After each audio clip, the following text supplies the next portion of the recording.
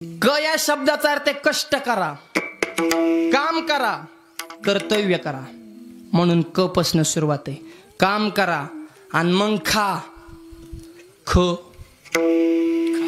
दुसरा शब्द खा, पण खायचं त्याच्यातलंच खा. कुठलं बी खायला लागली हो माणसं. डांबरीतलं खातंय, रोड मधलं खातंय, पोल मधलं खातंय, रेशन मधलं खातंय, घरकुलातलं खातंय. यो अजून लय जागा आहेत रे, पण नका रे खात जाऊ.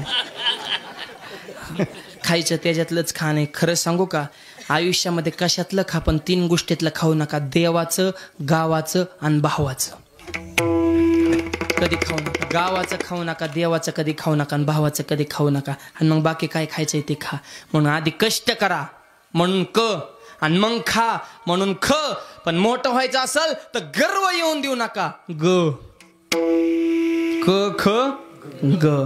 आणि ज्याला गर्व आला तो घरापुरताच मर्यादित राहणार. ग ग. आणि ज्याला आयुष्यात घराच्या बाहेर जाऊन लोकांनी मला सलाम करावा असं वाटतंय, त्याने कधीच कुणाचा चमचा होऊ नका. च. चमच्याला इचित्र असतो रे, ज्याच्यात राहतो त्यालाच मोकळा करतो. चमचे सांभाळा रे. च. चमचा हो नका. आणि जो आयुष्यात कधी कोणाचा चमचा झाला नाही, देव सुद्धा त्याच्या डोक्यावर छत्र धरतो. छ च छ. छत्रपती शिवाजी महाराजांच्या डोक्यावर राजछत्र का धरलं तर कोणाचा चमचा नाही. आदिलशाही, कुतुबशाही लई शाही होती, पण शिवाजी महाराज म्हणले ह्या बाकीच्या शाही माझ्या पुढे जमणार नाही, आपली फक्त एकच शाही, त्याचं नाव शिवशाही. म्हणून कुणाचं दास्यत्व करणार नाही, मी रयतेच राज्य निर्माण करणार. म्हणून स्वराज्य छत्र धरलं.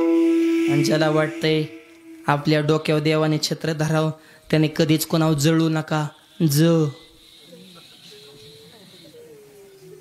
जळू नका. माणसाने मळका असावं, अंगा असं, पण जळकं नसावं. हा येना कारण जळत येतो. अरे ज्याच्या प्रारब्धाने मिळत असतं. अन्न मान धन हे तो प्रारब्धाधीन. अरे काय जळता.